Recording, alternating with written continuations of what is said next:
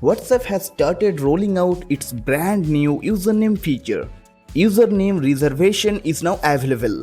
So if you can see this feature, reserve your username now. So let's see how to set it up. First of all, open WhatsApp. Then tap on three dots at the top right corner. After that, tap on settings. Then tap on account. Now here you will see the new username option. Just tap on it. Then tap on create username.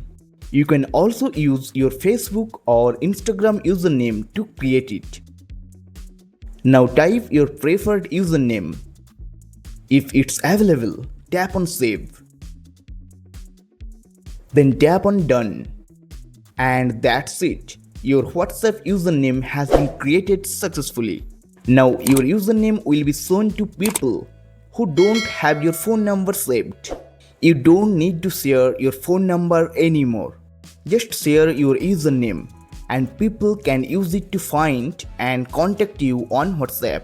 Okay guys, if you found this video helpful, please like the video and subscribe to the channel.